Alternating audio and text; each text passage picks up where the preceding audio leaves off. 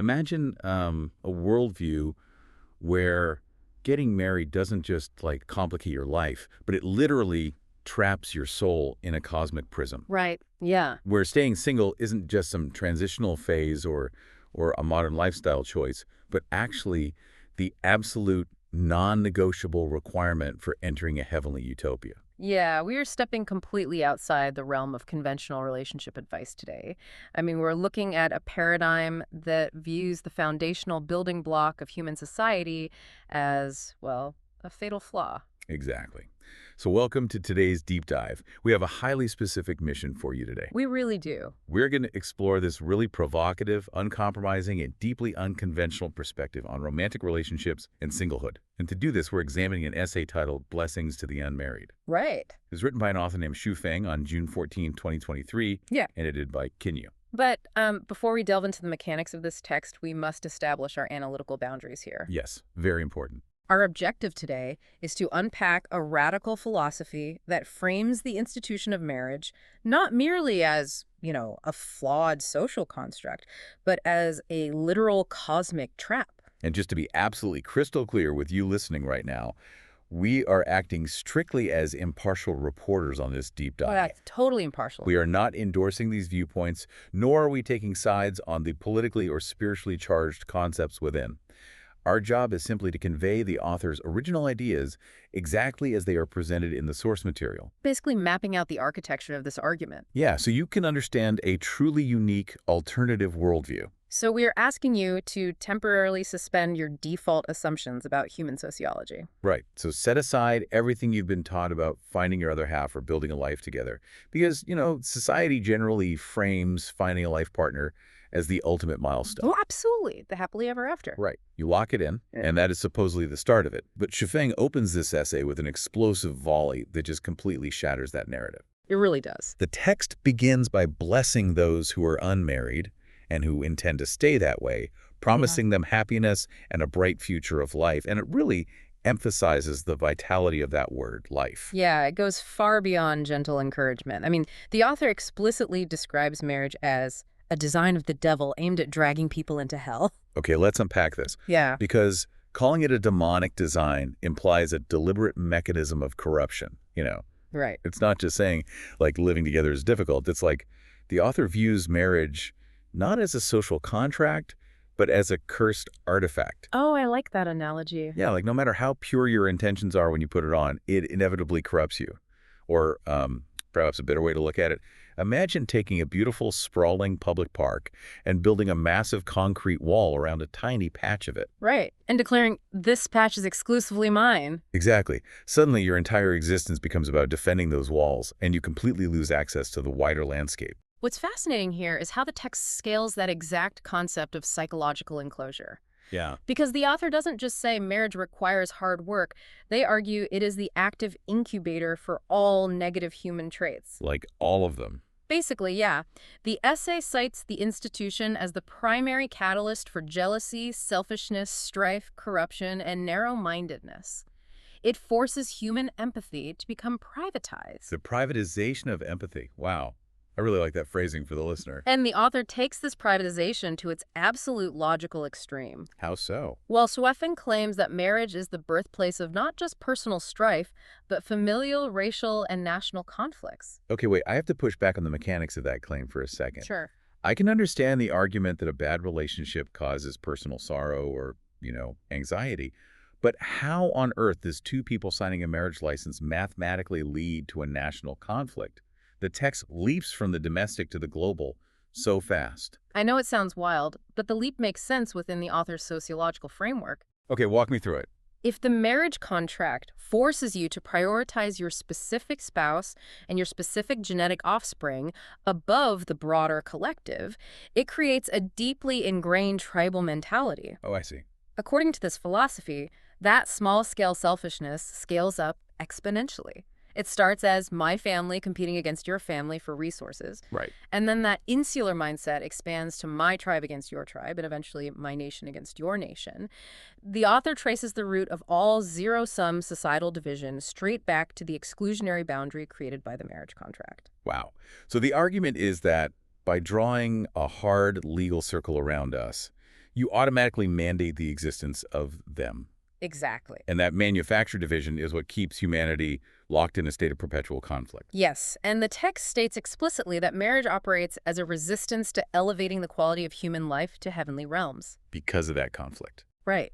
By tethering our consciousness to these exclusionary units, we are biologically and spiritually anchoring ourselves to a lower conflict-driven state of existence. Which brings us to a deeply fascinating transition in the essay, because we start with these massive, abstract, cosmic stakes, right? Demons, the corruption of the human soul, the root cause of global wars. Huge concept. Huge. And then suddenly, the author just drops us squarely into the gritty reality of everyday domestic life.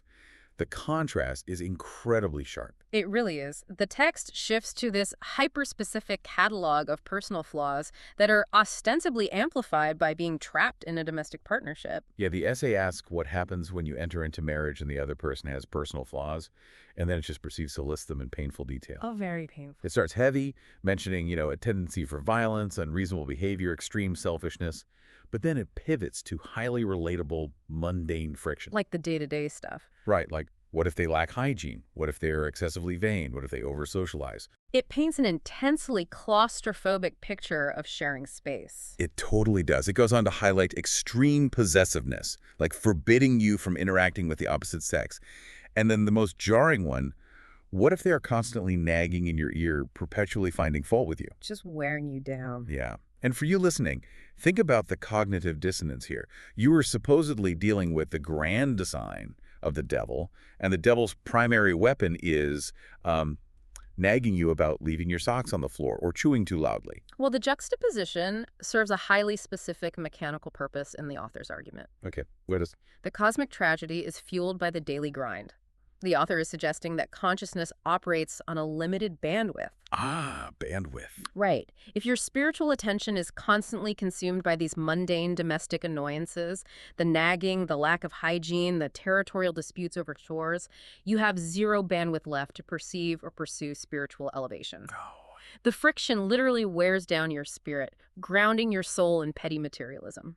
That makes the inclusion of bad hygiene make so much more sense. It's about what captures your attention. Exactly. And furthermore, the author presents the result of this domestic friction as a brutal, inescapable binary tragedy. Binary meaning just two options. Right. Once you enter the contract, you face two choices. Either you endure the friction painfully for a lifetime, or you initiate a tragic divorce. So endurance breeds this slow, toxic resentment, while divorce breeds acute emotional trauma. Precisely. The text essentially argues that there is no winning move once you sit at the table. Both paths generate immense suffering and just, consume your spiritual energy. And this leads directly back to the spiritual stakes of the essay. The author introduces a quote from Christ Jesus to anchor this radical claim: "In heaven, there is neither marrying nor giving in marriage." That's fascinating. Using a foundational religious text to validate a deeply unorthodox interpretation. Yeah, look at the mechanical conclusion the author draws from that single line. The fundamental reason heaven operates as a paradise, according to this essay, lies specifically in the structural absence of marriage. Oh, I get it. Therefore, by the author's logic, you cannot possibly enjoy or prepare for heavenly life if you participate in this institution on earth. Engaging in the contract is an active blockade against your own spiritual progression. But if this institution is an undeniable tragedy, if it turns angels into demons, spawns global conflicts, and traps your consciousness in a house with a vain, unhygienic, nagging partner, why do humans continually volunteer for it? It's a great question. Right. Why is it the default setting for almost every culture on Earth? Well, the author holds a grim view of human motivation, framing all of human history as a chronicle of suffering, driven by a chronicle of ignorance. Ignorance. Yes. The core of this ignorance is that people willingly, even joyfully, walk into the entangling web. Yeah. The essay refers to entering marriage as signing a contract of self-sale, which is just such an intense phrase. You're commodifying your own economy and selling yourself into bondage. People sign the contract because they are blinded by the initial neurochemistry of romance. The honeymoon phase. Exactly. The text maps out the trajectory of a relationship as a predictable, tragic decay. It begins with sweet love entering the halls of marriage, But as time subjects the couple to the daily friction we discussed, those beautiful intentions settle into the riverbed of years, fading away like illusions. Here's where it gets really interesting to me. The author leans heavily on the concept of mortality, noting that life is incredibly short, just the blink of an eye. Right. Now, for most people, the terrifying brevity of life is the exact catalyst for seeking out a partner. We don't want to face the void alone, We want to witness to our short lives. That's a comfort thing. Yeah, so why does this text view binding yourself to a witness as a catastrophic waste of that short time rather than a profound comfort? If we connect this to the bigger picture, it hinges entirely on the author's absolute valuation of freedom. Freedom, okay. To this author, freedom isn't just a political right, it is the ultimate currency of existential progression. The text literally states, where there is freedom, there is paradise, and where there is no freedom, there is hell. Which is wild, because in standard relationship counseling, learning to compromise is heralded as the ultimate virtue. Right, right. You give up a little bit of your autonomy to build something stronger together. But this essay views compromise as a fatal hemorrhage of your spiritual lifeblood. To the author, trading freedom for companionship is an unequivocally bad investment. The text asserts that binding yourself to others undoubtedly results in the loss of freedom, and plainly states it is not worth the trade-off. Not worth it at all. When the initial illusion of sweet love evaporates, you are left with the stark reality of the contract. The efforts and aspirations to change the other person fail. Hope transforms into disappointment, and disappointment calcifies into despair. And the text follows that despair to a terrifying conclusion. It states that this process ultimately leads the individual into a bottomless abyss of reincarnation, filled with endless remorse and regret. Yes, the reincarnation abyss. I really want to dig into the mechanics of that abyss of reincarnation, because the author isn't using it as a poetic metaphor for a bad weekend, right? How does signing a marriage license actually trap your soul in a cosmic loop? We must view this through the lens of spiritual tethering. When you sign that contract of self-sale, you bind your energetic presence to another person through a complex web of obligation, possessiveness, and inevitable resentment. All those negative traits from earlier. Right. So when your short physical life concludes, your consciousness remains weighed down by those unresolved conflicts, unmet expectations, and the heavy gravity of that us versus them mentality. Okay. Your soul simply lacks the lightweight, liberated frequency required to ascend to a heavenly realm. Because your attention was consumed by nagging and hygiene rather than universal expansion. Yeah. You essentially die with too much domestic baggage to board the flight. That's a great way to put it. Consequently, the soul is forced to reincarnate. It is pulled back to the earthly plane to try again, trapped in a continuous cycle because it fundamentally misunderstands the assignment. The legal and emotional binding of marriage creates an energetic density that prevents spiritual escape. So if Earth's default sociological structure is a trap that generates this heavy energetic density, what is the goal? Right. Where do we go from here? Yeah. I mean, the author started the essay by offering blessings to the unmarried. Where is the hope or the alternative in this philosophy? Well, having deconstructed the earthly model, the text shifts its gaze outward to present a tangible alternative. Okay. The author looks to the vastness of the cosmos, specifically pointing to a utopian planet located in the Milky Way galaxy where intelligent beings live entirely without the institution of marriage. It's such a wild pivot. We transition from complaints about someone nagging in your ear straight into a grand cosmic utopia. It scales up so fast. It really does. The essay describes this place in the Milky Way as having beautiful mountains and rivers, harmonious living conditions, and abundant natural resources. And the author designates this planet as the primary form of heaven, explicitly naming it the 1,000-year world. So what does this all mean for us? Like, is this literal science fiction world building where we just wait for a spaceship to pick us up? Or is this a sociological blueprint? This raises an important question regarding the author's view on the fundamental nature of love. How so? Because a superficial reading might suggest the author is advocating for total isolation, that everyone should live in a cave, avoiding all human contact to protect their freedom.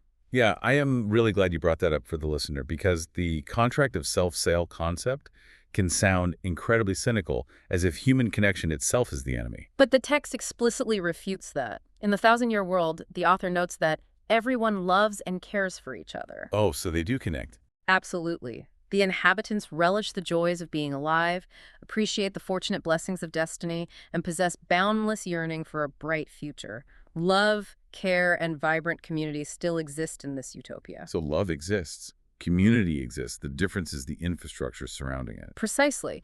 The author's thesis is that love thrives naturally and beautifully on its own. The corrupting force is not the emotion, but the institution. The legal paperwork. The legal, social, and psychological boundaries of marriage destroy the natural flow of love by introducing the concepts of possession, exclusivity, and the resulting loss of freedom. Without the contract, love ceases to be a privatized commodity. Wow. It's like the difference between breathing the open air versus trying to capture air in a glass jar, sealing it tight, and claiming you own it. That's a perfect analogy. Right. Eventually, the air in the jar just becomes stale and suffocating. The author is suggesting that love, when bound by a contract of self-sale, becomes stale. But in this Milky Way utopia, love is the open air. Everyone breathes it. No one owns it. Exactly. By removing the insular family unit that hoards resources and empathy solely for its own members, abundance becomes a shared reality. Right. And this utopian planet isn't just a distant dream. The author states that this mode of existence is the required direction of human development. Earth's humanity is supposed to evolve toward this model. It is literally an evolutionary mandate for our species. We must evolve past the desire for psychological ownership to reach this 1,000-year world. Yes. And that ties directly back to the opening of the essay. Shifeng concludes by delivering on the initial promise, "My blessing to the unmarried is, you will eventually enter the heavenly realm of the 1,000-year world." It serves as a promise of ultimate liberation. By refusing to sign the contract of self-sale, the unmarried are actively preserving their spiritual bandwidth and personal freedom, thereby securing their frequency for this cosmic paradise. What an incredible conceptual journey this text takes you on. Yeah. I mean, for you listening, consider the sheer scale of the ground we just covered today. It's massive. We started with the most recognizable, everyday domestic grievances, bad habits, vanity, arguing about boundaries. And we followed the author's mechanical logic as it scaled all the way up to the cause of global warfare. And the mechanics of soul reincarnation. Yes, and finally a marriage-free, enlightened utopia in the Milky Way. The profound value of exploring absolute radical perspectives like this is that they illuminate the invisible boundaries of our own cultural programming. Yeah, exactly. You certainly do not have to agree with the author that marriage is a demonic design to find intense value in their critique. It forces you to look at the structures you just accept as normal and question whether they are truly serving your highest potential or if they are simply familiar cages. Right. What does freedom mean? Yeah, it demands that you ask yourself, what does true personal freedom actually look like? Where am I sacrificing it, and what am I truly getting in return? It challenges the assumption that binding yourself to another person is the only valid metric of a successful human life. Which brings up one final provocative thought I want to leave you with today. Building on the mechanics of the essay we just explored, I'd love to hear it. earlier, the author noted that the tragic decay of a relationship accelerates when efforts and aspirations to change the other person eventually fade away like illusions. Right. The desire to mold them. Yeah. We have all experienced that dynamic in some form, wanting our partner to just be a little bit different, a little neater, a little more ambitious, a little more aligned with our specific preferences. The relentless human drive to mold another autonomous being to fit our idealized script. The author argues that this specific drive leads inevitably to disappointment, despair, and the heavy karmic debt of the reincarnation abyss. Right. So if the desire to change our partners is the actual catalyst for all this domestic and spiritual suffering, could the true secret to the harmony of that utopian 1,000-year world be something much deeper than just refusing to sign a legal document? That's a profound thought. Could the real evolutionary leap be the complete and total abandonment of our human urge to control, manage, and change the people we claim to love? Think about it. If you completely release the need to change them, and they completely release the need to change you, maybe you wouldn't need to travel all the way to the Milky Way to experience a little bit of paradise.